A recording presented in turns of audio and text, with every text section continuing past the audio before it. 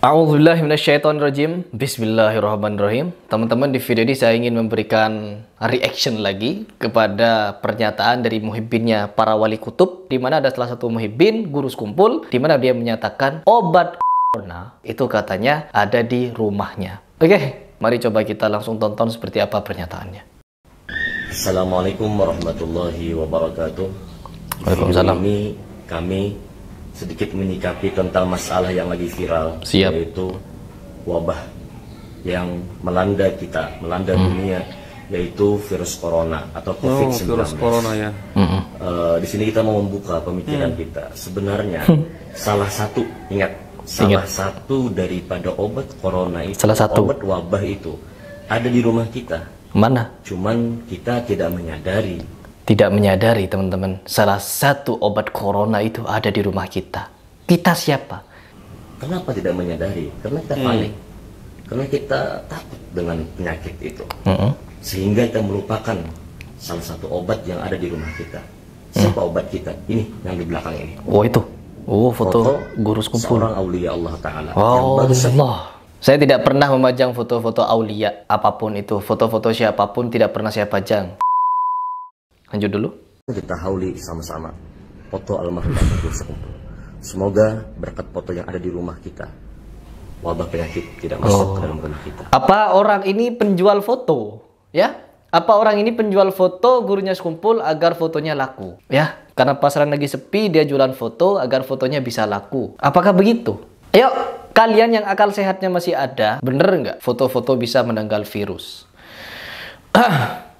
Dan juga ada yang lebih lucu, teman-teman. Kalau saya menganggapnya lucu sih, ada video di mana orang kesurupan dikasih lihat foto, yaitu fotonya aulia juga. Teman-teman yang budiman, jujur kalau saya pribadi, tidak akan pernah membenarkan hal seperti ini, apalagi percaya. Dan di sini orang ini menyatakan, kalau kita ingin terhindar dari corona, maka pajanglah foto para wali Allah, yaitu guru sekumpul. Saya dari pertama muncul corona sampai akhir ini, yang kenal saya pasti tahu, ya. Saya anti. Bahkan sampai sekarang pun saya masih belum suntik. Intinya saya tidak punya aplikasi Peduli Lindungi, teman-teman. Kenapa? Saya lebih percaya kepada Allah. Apalagi saya sampai takut-takut begitu, ya. Kemana-mana takut, sampai-sampai saya mau beli fotonya para wali untuk menangkal virus. Ini apa-apaan? Siapa obat kita? Ini yang di belakang ini. Foto seorang aulia Allah Ta'ala yang barusan kita hauli sama-sama, foto almarhum guru sekumpul. Semoga berkat foto yang ada di rumah kita, wabah penyakit tidak masuk ke dalam rumah kita. Amin, amin ya rabbal alamin. Semoga berkat foto yang ada di dalam rumah kita menjadi obat dari penyakit wabah corona, katanya, teman-teman. Luar biasa. Jangankan foto, teman-teman, ya. Orangnya sendiri yang sudah meninggal pun tidak bisa memberikan manfaat apa-apa, teman-teman. Karena orang yang sudah meninggal dunia tinggal menerima pembalasan atas apa yang pernah mereka perbuat semasa dia hidup di dunia. Apalagi fotonya, teman-teman. Apalagi fotonya, ya, statusnya sama saja dengan benda mati, teman-teman. Maka ini sikap yang sangat berlebih-lebihan atau hulu terhadap orang-orang yang kita anggap soleh.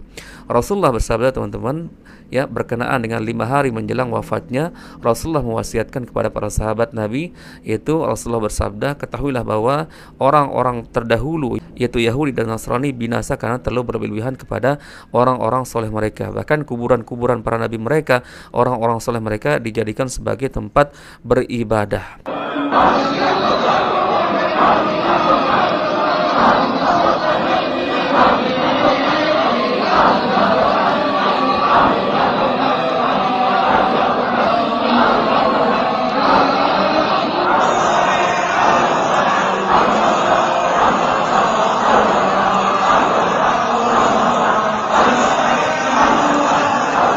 Dari yang awalnya kita mengagung-agungkan berlebihan terhadap orang soleh, kemudian kita menyanjung-nyanjung fotonya, kemudian kita berlebih-lebihan menganggap bahwa fotonya bisa menghilangkan sebuah wabah, menghilangkan sebuah penyakit, teman-teman. Ini luar biasa, teman-teman. Dan ini kita khawatirkan sebagai sebuah bentuk kesyirikan, teman-teman. Rasulullah bersabda teman-teman berkaitan dengan azimat. Rasulullah mengatakan man 'allaqa tamimatan faqad asrak. Barang siapa menggunakan azimat, maka ketahuilah bahwa dia telah berbuat kesyirikan. Bukankah azimat itu adalah sebuah benda mati yang dianggap sebagai sesuatu yang bisa mencegah dari sebuah kemudaratan? Entah itu gangguan jin atau penyakit segala macam. Ini definisi dari azimat. Dan ternyata Rasulullah bersabda man 'allaqa tamimatan faqad asrak. Barang siapa yang menggunakan azimat, ya, maka sesungguhnya dia telah berbuat kesyirikan. Kemudian hadis yang lain Rasulullah mengatakan man mata yusyriku bihi syai'an dakhalan nar. Barang siapa mati dalam keadaan berbuat kesyirikan, maka neraka jahanam tempatnya. Ini sabda Rasulullah, teman-teman. Lebih-lebih lagi Allah Azza wa Jalla berfirman dalam Innallaha la yaghfiru ayyushraka bihi wa yaghfiru ma duna dzalika liman yasha. Ya, sesungguhnya Allah Azza wa Jalla tidak mengampuni dosa syirik dan mengampuni dosa selain dosa syirik bagi yang dikehendaki. Artinya teman-teman, dosa yang kita bawa mati teman-teman, terutama dosa syirik. Tentunya syirik akbar di sini teman-teman, syirik besar, yaitu ketika kita mensejajarkan yaitu hak-hak Allah Azza wa Jalla kita samakan dengan manusia, dalam artian sebenarnya hanya Allah yang mampu melakukan hal tersebut, namun kita anggap ada manusia yang memiliki derajat sejajar dengan Allah Azza wa Jalla dalam hal misalkan pengaturan bumi, ya, pengaturan alam semesta. Karena ada beberapa keyakinan bahwa gunung itu dijaga oleh seorang wali. Gunung dijaga oleh seorang wali. Ini luar biasa khurafatnya, teman-teman. Sedangkan gunung ini memiliki penjaga, yaitu para malaikat. Mana dalilnya? Yaitu ketika Rasulullah berdakwah di Thaif, waktu itu kemudian diusir, dilempar oleh batu sampai berdarah-darah kakinya, teman-teman. Bahkan bukan hanya dilempar oleh orang-orang tua, tapi anak-anak kecil waktu itu ikut juga mengusir Rasulullah SAW. Maka disebutkan dalam riwayat tersebut, maka malaikat gunung datang, yaitu malaikat penjaga gunung datang menawarkan bantuan kepada Rasulullah SAW, di mana malaikat tersebut mengatakan, jika engkau mau, maka aku akan balikkan bumi ini, kemudian aku hempaskan mereka, kaummu yang telah durhaka kepadamu.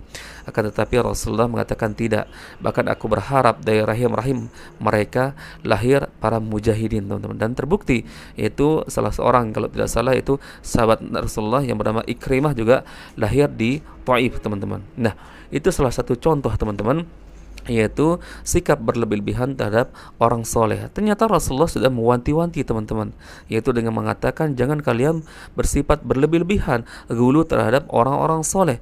Karena ketahuilah bahwa Yahudi dan Nasrani dibinasakan karena sikap tersebut, di mana mereka menjadikan kuburan para nabi mereka atau kuburan-kuburan orang soleh mereka sebagai tempat ibadah.